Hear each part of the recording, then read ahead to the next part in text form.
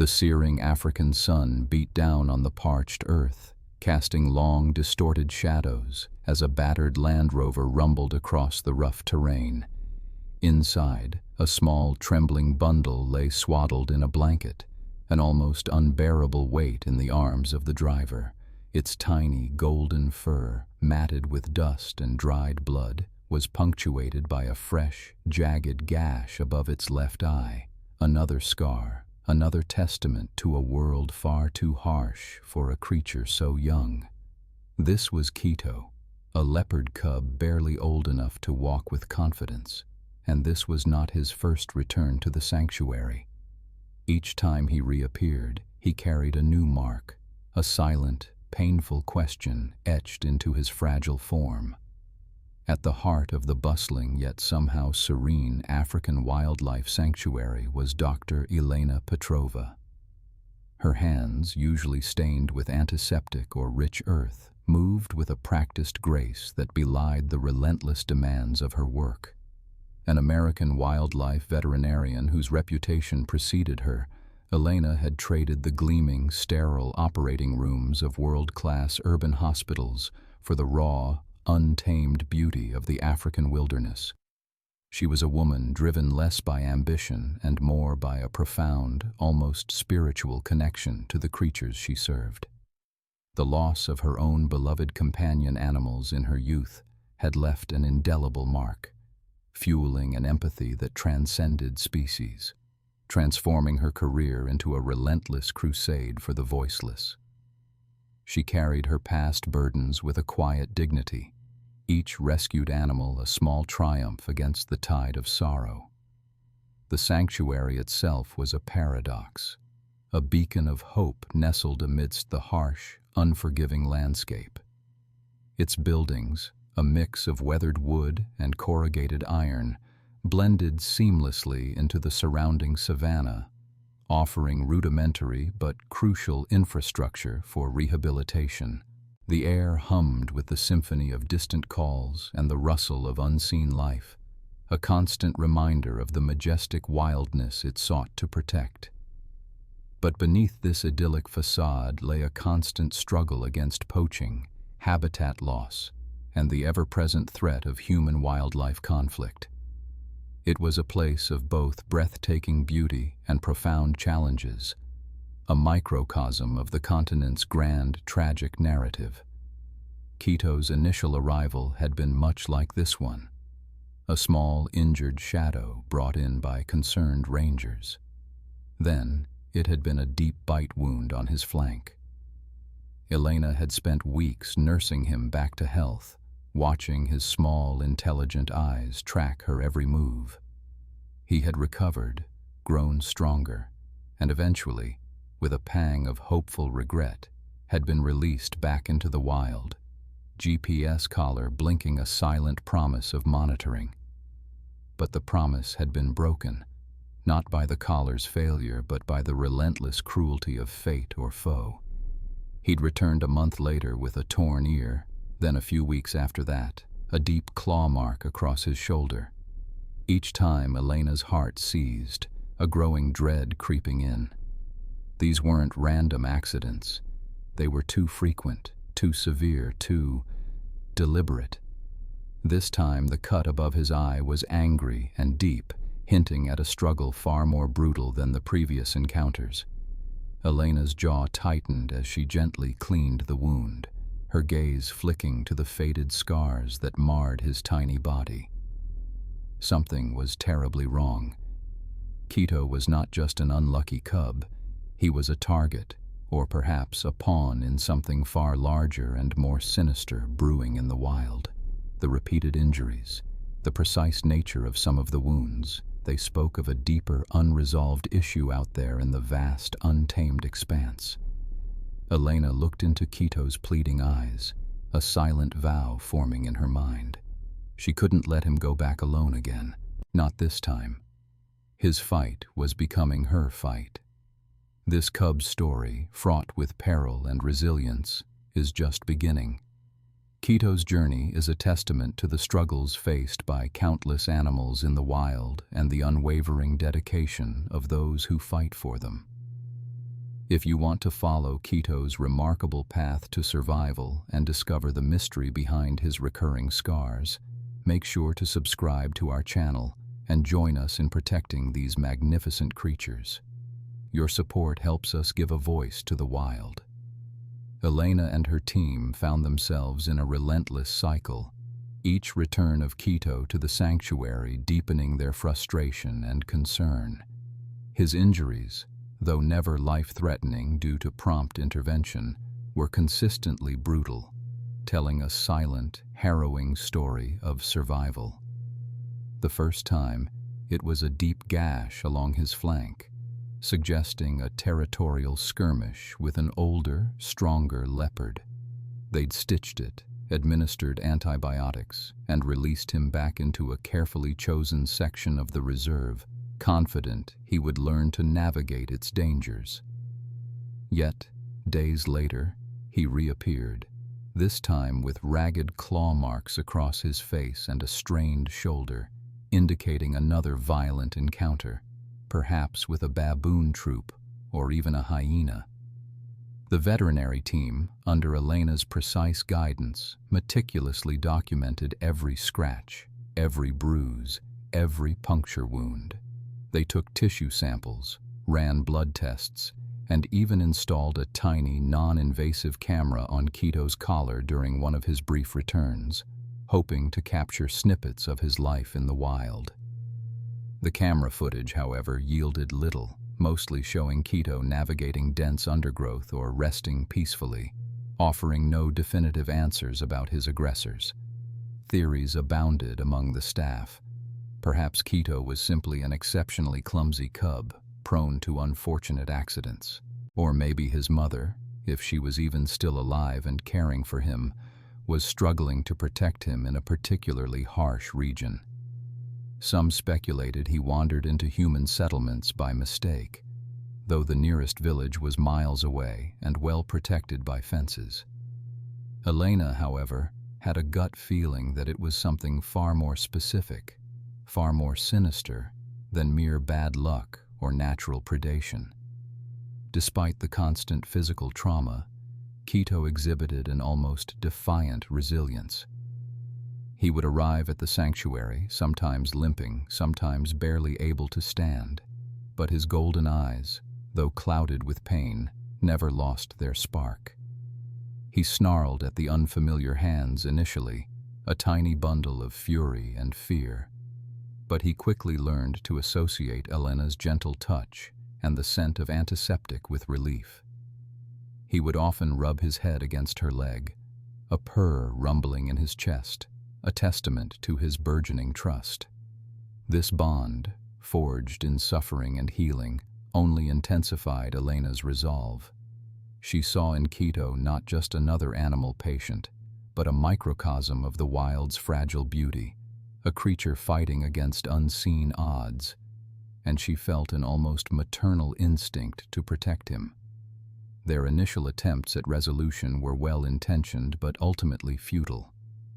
They tried relocating Quito to a more secure, less contested section of the reserve, an area known for its abundance of prey and fewer dominant predators.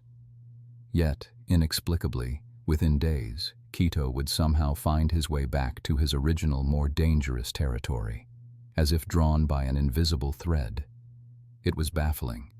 How could a cub, repeatedly injured in one specific area, choose to return there, time and time again?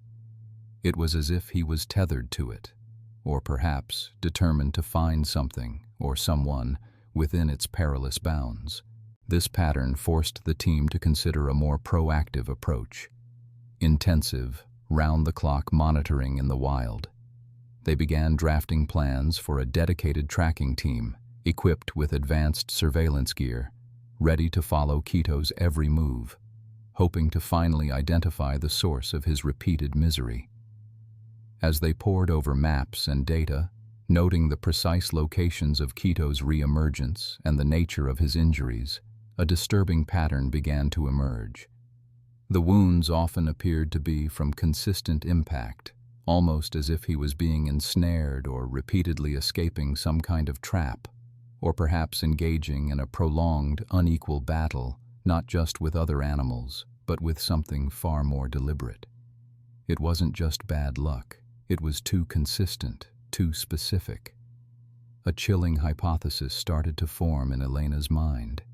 Quito wasn't merely an unlucky cub in a harsh environment. It was as if something, or someone, was purposefully targeting him, or perhaps what he represented, the future of his species in a world increasingly hostile to wild things.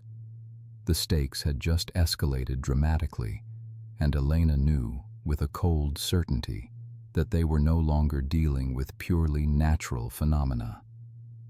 Quito's return this time sent a collective gasp through the veterinary bay. His small body, usually a picture of defiant resilience, was marred by wounds more savage than anything Elena had seen on him before.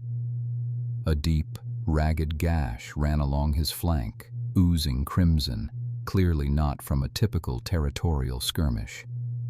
Another injury, a puncture mark eerily precise, was visible near his shoulder, threatening his very movement. Elena's hands, usually steady and precise, trembled slightly as she assessed the damage. This wasn't just a bad encounter. This was a brutal, intentional assault. A cold dread settled in her stomach, hardening her resolve. She looked at the small, whimpering cub, his eyes cloudy with pain and fear, and a fierce, protective anger ignited within her. She would find out who or what was doing this, even if it meant tearing apart the entire reserve. The usual calm efficiency of the sanctuary's medical team was replaced by a palpable urgency. As they worked diligently to stabilize Quito, Elena spearheaded a desperate investigation. She brought in tracking experts from the anti-poaching unit, seasoned rangers who knew every rock and tree in this vast expanse of wilderness. Their first task was to meticulously map every location where Quito had been found injured, cross-referencing it with previous incidents. They noticed a disturbing pattern. The sites were often on the fringe of the reserve, near less patrolled boundaries, and the types of injuries varied wildly, suggesting different aggressors or methods. The puncture mark, in particular, was unlike anything she'd seen from a natural predator. It hinted at something man-made, something sinister. Elena decided to broaden their search, extending their inquiries beyond the usual sanctuary personnel. She ventured into the nearby villages, a place where local knowledge was often richer than any scientific data. Initially, the villagers were wary, but Elena's genuine concern for Quito and her established reputation for healing their own livestock when needed gradually opened doors. Whispers began to emerge. Old Mama Zawadi, her face a roadmap of ancient wisdom, spoke of a ghost cat, an elusive leopard that roamed the borders, known for its cunning and ferocity. Others recounted tales of an old, notoriously territorial male leopard, scarred and solitary, ruling that particular patch of land with an iron paw. But then, a younger man, his eyes darting nervously, mumbled something about strangers, quiet movements in the night, and the occasional glint of metal in the dense bush. Poachers. The word hung in the air, a chilling possibility that Elena had desperately hoped to avoid. The varying injuries, the border locations, it all started to piece together into a far more complex and terrifying narrative. Each new piece of information, each grim possibility, fueled Elena's growing frustration. She often found herself alone in her small cabin late at night, staring at the maps, the red pins marking Quito's injury sites like drops of blood. Her mind replayed images of every suffering animal she had ever encountered, every rescue that came too late, every life she couldn't save. The sting of those past losses, particularly the orphaned gorilla infant she had diligently worked to rehabilitate years ago, only to lose him to a sudden, virulent infection, still resonated deep within her. That pain had driven her to this remote corner of Africa to dedicate her life to giving vulnerable creatures a fighting chance. Quito was more than just another case. He was a symbol of everything she fought for, everything she believed in. His repeated suffering felt like a personal affront, a challenge she refused to lose.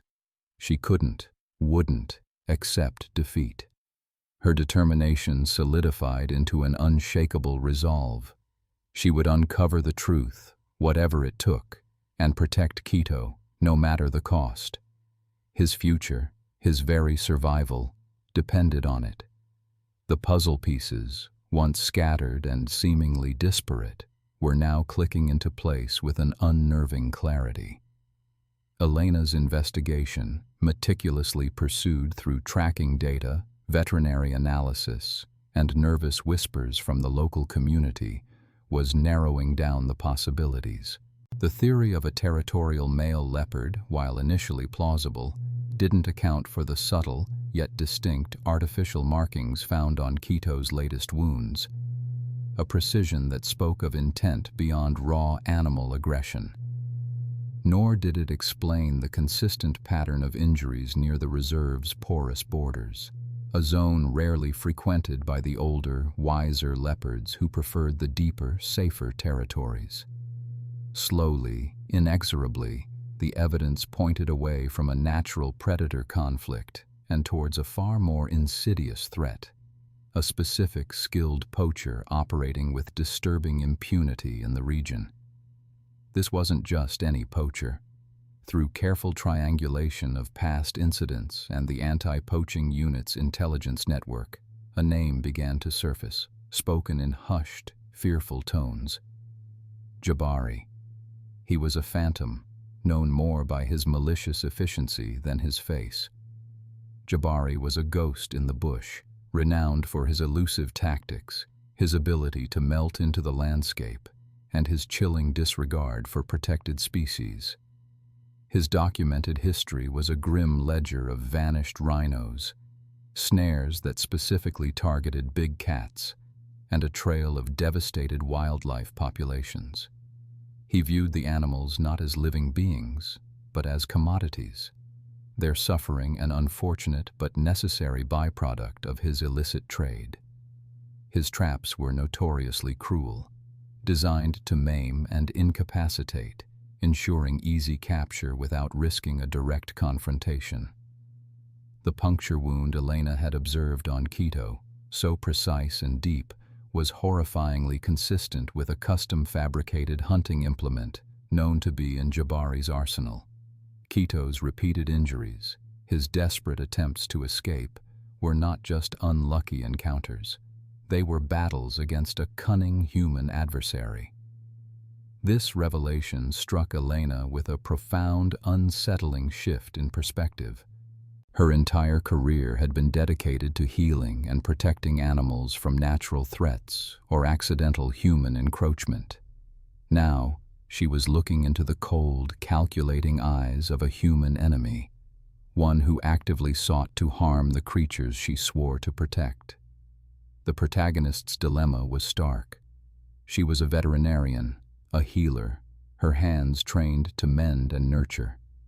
Yet, saving Quito, truly saving him from a cycle of pain and inevitable death, meant stepping beyond the clinic walls and confronting a systemic, dangerous threat. She understood with chilling certainty that as long as Jabari operated freely, Quito and countless other animals would remain terribly vulnerable. She couldn't simply patch Quito up and release him back into a landscape where a ruthless hunter actively sought his demise. Personal care for one animal somehow transcended into the critical need to address a larger, more menacing human evil. It was a realization that hardened her resolve, burning away any lingering doubts. Preparing for this confrontation was unlike any medical case Elena had ever undertaken. She immersed herself in the anti-poaching unit's strategies, spending hours poring over maps, satellite imagery, and intelligence reports. She collaborated closely with Captain Ryan, the stoic, experienced leader of the local anti-poaching team, sharing her insights into Quito's behavior and the leopard's likely escape routes. Her understanding of feline psychology, their territorial instincts, and their pain tolerance offered invaluable data points that the seasoned rangers hadn't initially considered. Together, they strategized a complex plan to track and apprehend Jabari, recognizing the inherent dangers involved in cornering such a cunning and desperate individual. The risks were immense, not just to the rangers, but to herself. Yet the image of Quito, scarred and struggling, fueled her courage. She knew, deep in her soul, that she couldn't simply wait for the next injured cub to arrive. She had to be proactive, to fight at the source of the suffering. This wasn't just about Quito anymore. It was about drawing a line in the sand. The decision was made. With the poacher identified as a clear, active threat, Elena knew she couldn't simply wait for Quito to return injured again. This was no longer just about healing. It was about proactive protection, about confronting the source of the suffering directly. She joined the anti-poaching team in the pre-dawn chill, the air thick with anticipation and the scent of damp earth. Their mission: to track and apprehend the notorious poacher, a ghost-like figure known only by his grim reputation. The trackers, seasoned men with eyes that could read the subtle language of the bush, led the way. Elena, despite her medical background, was no stranger to rugged terrain. Years in the field had hardened her, but the palpable tension of this pursuit was different. They moved through dense thickets of acacia and thorny scrub, the rising sun casting long, deceptive shadows.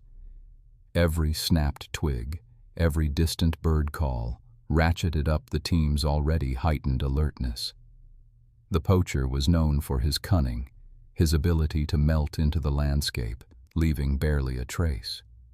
The trackers were exceptional, however, following nearly imperceptible signs: a disturbed stone, a bent blade of grass, a faint human scent lingering on the breeze. Elena, armed with her medical kit and an acute understanding of the local ecosystem, found herself not just an observer, but an active participant. Her knowledge of animal behavior helped them anticipate where the poacher might set snares or lay ambushes, allowing the team to navigate around potential dangers. They discovered crude booby traps, meticulously hidden, designed to injure not only animals, but also any pursuing humans. The close calls were unnerving.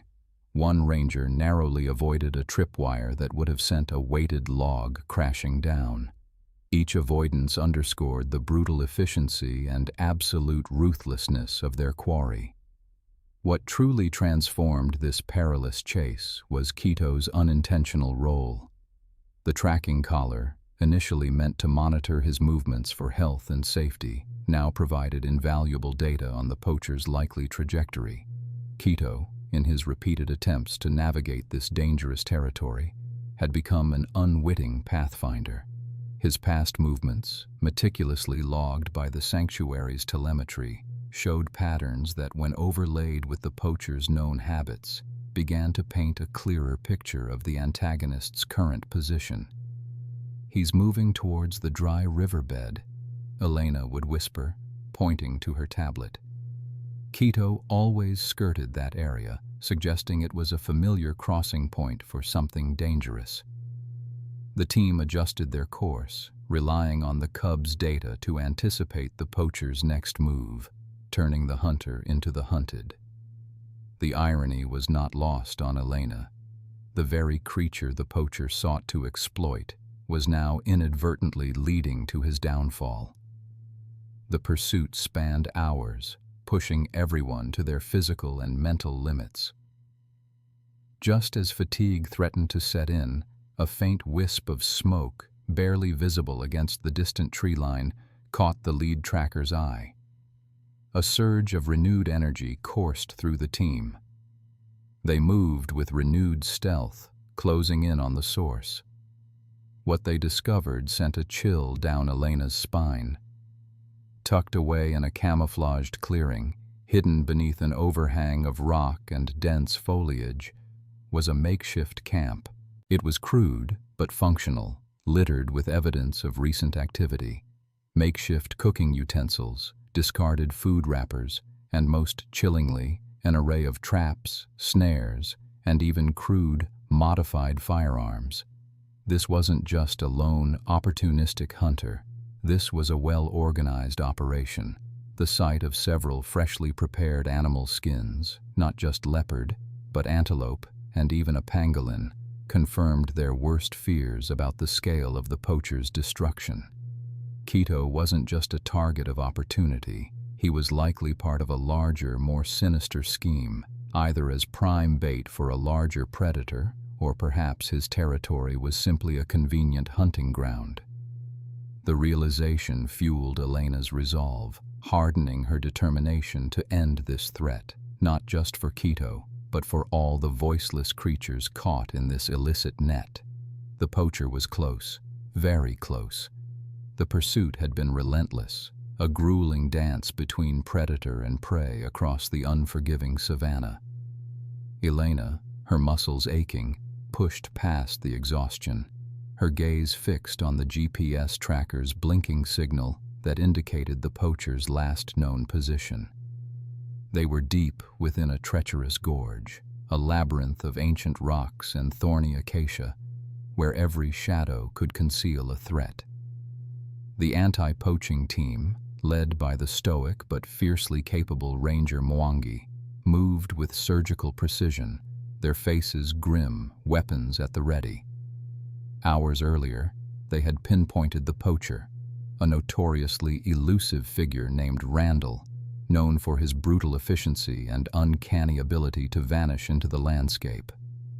Now, the final confrontation was imminent.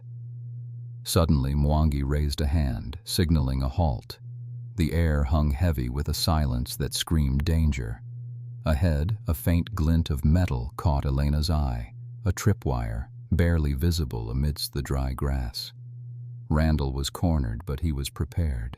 Mwangi deftly disarmed the trap, his movements fluid and practiced. They pressed on, guided by Quito's recent collar data, which had shown erratic, panicked movements in this very area just a day prior, suggesting Randall had been attempting to capture or even kill the cub as a decoy or to silence an inconvenient witness. The thought fueled Elena's anger, sharpening her focus. She wasn't merely a veterinarian on this mission. She was a protector, driven by a primal need to defend the innocent. As they rounded a particularly jagged rock formation, they saw him. Randall was crouched beside a small makeshift camp, frantically attempting to stash a rifle and several snares. He was larger than Elena had imagined, his eyes narrowed with a desperate cunning that sent a shiver down her spine. Mwangi's voice cut through the stillness, firm and commanding. "Randall, drop your weapon. Hands where we can see them." For a heart-stopping moment, Randall hesitated, his eyes darting from Mwangi to Elena, assessing his chances. Elena felt a surge of adrenaline, her hand instinctively going to the small emergency dart gun she carried, a medical tool now repurposed for defense. She knew the consequences of a failed apprehension, not just for them, but for Quito and countless other animals. Randall, with a snarl of defiance, lunged for his rifle. Chaos erupted. Mwangi, anticipating the move, tackled him, and the two men wrestled violently on the dusty ground. Another ranger moved to secure the scattered weapons. Elena, seeing Mwangi struggling, didn't hesitate. Her knowledge of pressure points, usually reserved for calming distressed animals, suddenly became a critical aid. She moved swiftly, delivering a sharp, calculated strike to Randall's arm, causing him to cry out and release his grip on Mwangi. The element of surprise, combined with Mwangi's strength, quickly subdued the poacher. He was cuffed, his face contorted in a mixture of rage and resignation. The immediate threat was neutralized. The silence that followed was different now, heavy not with menace but with the aftermath of a tense, decisive struggle. Elena's heart pounded, a potent mix of relief and lingering fear. The Rangers moved to secure the camp, dismantling snares and confiscating equipment. They found not only the tools of the trade, but also detailed maps marking out Leopard territories and potential dens, Quito's family among them. The depth of Randall's operation was far more extensive than they had initially realized. As the sun began its slow descent, painting the sky in fiery hues, Mwangi turned to Elena, a rare, genuine smile touching his lips. "You did well, Doctor," he said, his voice laced with respect. "Your courage saved us more than once." Elena nodded, a weary but profound sense of accomplishment washing over her. The poacher was apprehended. Quito was safe, at least from this particular predator. Yet, as she looked out over the vast, beautiful, but constantly threatened landscape, a bittersweet understanding settled over her. This was a victory, a significant one, but it was just one battle in an unending war. The fight against poaching, against human greed and indifference, was an ongoing struggle, demanding constant vigilance and unwavering dedication. Randall was caught, but the vulnerability of the wildlife remained, a stark reminder of the immense challenges that lay ahead. She knew this was not an end, but merely a pause, a moment to regroup before the next inevitable challenge. The aftermath of Randall's capture settled over the sanctuary like a much-needed calm after a relentless storm. Quito, oblivious to the dramatic events that had secured his future, was slowly but steadily recovering from his most recent injuries. Elena spent countless hours by his side, meticulously cleaning his wounds, administering medication, and simply being present. Each purr, each tentative nudge against her hand, was a testament to his resilience and a balm to her own still frayed nerves. The entire sanctuary staff, usually bustling with their daily routines, carried a renewed sense of purpose, a quiet celebration for the successful operation that had rid their patch of wilderness of a grave threat. Yet, beneath the surface of relief, there was an unspoken acknowledgement of the deeper scars left by the conflict, not just on Quito, but on the delicate ecosystem itself. It became chillingly clear, as Elena reviewed the case files and spoke with Mwangi about Randall's methods, that many of Quito's mysterious injuries hadn't been the result of territorial disputes with other leopards or missteps in the harsh terrain. Instead, a significant portion of his scars, the ones that had perplexed and frustrated them for so long, were direct consequences of evading Randall's insidious traps and brutal attacks. The subtle, almost surgical cuts, the limp that sometimes lingered longer than expected, the unusually deep lacerations. These were telltale signs of encounters with snares, or worse, direct confrontations where Quito had narrowly escaped. This revelation underscored Quito's incredible resilience and intelligence. He wasn't just unlucky, he was a survivor, a young leopard who had fought tooth and claw against a cunning human predator, learning to adapt and dodge dangers that no wild animal should ever face. His instinct for survival, honed by constant peril, was astonishing. He had returned to the sanctuary not out of weakness, but as if seeking temporary refuge before returning to his silent, desperate war against an unseen enemy. For Elena, this truth brought a profound, if melancholic, sense of relief. She felt a deep personal accomplishment, knowing that her unwavering dedication had made a tangible difference. Her instincts about a human element had been right, and her refusal to give up on Quito had ultimately led to the apprehension of a dangerous individual. Her bond with Quito, already strong, deepened even further. Observing him now, peacefully regaining his strength, she realized the cub had become more than just a patient. He was a symbol of hope, a living testament to the power of perseverance in the face of adversity. The emotional weight she had carried for months, the frustration and the fear, slowly began to dissipate, replaced by a quiet sense of triumph. Her purpose here, in this remote corner of Africa, felt more validated than ever before. With Randall incarcerated and Quito finally on the mend, discussions naturally turned to the young leopard's long-term future. The team, led by Elena, began meticulous planning for his rehabilitation and eventual re-release. The decision was not taken lightly. They knew Quito, having been subjected to such trauma, would need more than just physical healing. He would require careful observation to ensure his natural hunting instincts remained sharp and his wariness of humans, particularly, was maintained. The aim was to find a truly safe, monitored habitat, perhaps a larger, more protected reserve where the risk of poaching was minimal and surveillance could be maintained without interfering with his wild nature. They envisioned a place where he could thrive, establish his own territory, and live out his days without the constant specter of human threats.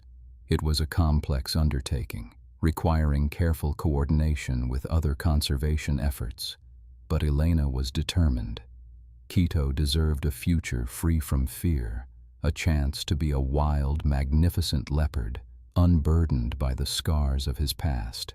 The journey was not over, but the path ahead finally seemed clear and hopeful.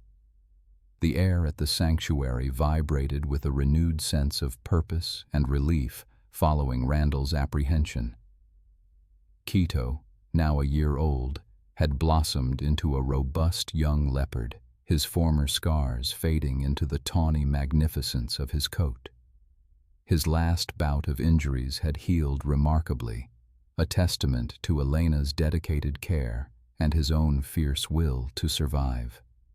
The veterinary team, under Elena's guidance, spent months meticulously preparing Quito for his return to the wild. This wasn't merely about physical recovery. It was about ensuring he possessed every instinct and skill necessary to thrive without human intervention. They integrated him into a larger enclosure designed to mimic his natural habitat, introducing live prey and minimizing human contact to reawaken his innate caution and hunting prowess. Each successful stalk, each stealthy climb, was a win for Elena, a silent affirmation of their collective effort. The decision of his final release location was not taken lightly. After extensive surveys and collaboration with conservation experts, a vast, highly protected area within a national park, far from human settlements and known poaching routes, was chosen. This territory boasted abundant prey, favorable leopard density, and, crucially, a vigilant anti-poaching presence. The day of Quito's release was tinged with emotion. Elena watched from a distance as the crate doors opened, and Quito, after a hesitant moment, bounded out, a flash of spotted grace disappearing into the dense bush. A powerful ache resided in her chest, a mixture of pride, sadness, and profound hope. He was truly free. Months turned into a year, then two. Tracking data from Quito's collar, monitored remotely by Elena and her team, painted a picture of a magnificent wild leopard. He had not only survived, but thrived, establishing a formidable territory and successfully defending it against rivals. There were sightings, fleeting glimpses by park rangers, confirming his healthy condition and impressive growth. He was a ghost of the savannah, a testament to resilience, a true king of his domain. Elena occasionally saw pictures, snapped by remote cameras. Quito, sleek and powerful, patrolling his land, proof that their tireless work had yielded success. Elena often reflected on Quito's journey, his scars, and the remarkable transformation from a vulnerable cub to a dominant predator. His story had become a powerful narrative within the conservation community, a living example of what could be achieved with unwavering dedication and collaborative effort. She realized that her personal mission, fueled by past losses, had found a new, profound meaning through Quito. It wasn't just about saving one animal. It was about understanding the intricate web of life, the delicate balance, and the critical role humans played, for better or worse. Her work at the sanctuary continued, but Quito's story remained a beacon, a constant reminder of the possibility of redemption, restoration, and wild triumph. The vast African landscape, once a place of deep personal sorrow for Elena, had transformed into her greatest teacher and her most profound purpose. She had come seeking solace, but found a fierce, unyielding resolve. The battles were endless, the challenges immense, but stories like Quito's fueled the fire, providing undeniable proof that every single intervention, every rescued animal, every poacher apprehended, made a tangible difference. It instilled a sense of hope, a belief that despite the overwhelming odds, humanity could still choose to be the guardians of this planet's irreplaceable wildlife. Her gaze swept across the horizon, a golden expanse under the eternal African sky. The fight was far from over. There were countless other Quitos out there, facing threats from habitat loss, human encroachment, and the relentless scourge of poaching. But Quito's story, a tale of courage, survival, and the profound bond between species, stood as a powerful testament to the impact of human compassion and vigilance. It was a call to action, whispered on the wind, echoing through the savannah: protect, preserve, and cherish. Each of us, in our own way, held a piece of that responsibility. If Quito's incredible journey has touched your heart as deeply as it has ours, please consider joining our mission. Subscribe to our channel to stay updated on the latest conservation efforts and animal rescue stories. Like this video to help spread awareness, and share it with friends and family who believe in protecting our planet's precious wildlife. Your comments and support fuel our work. And for another inspiring tale of survival and determination, watch our video on the leopard family we reunited last year. Together, we can ensure that stories like Quito's are not just rare exceptions, but a hopeful vision for the future of our wild world.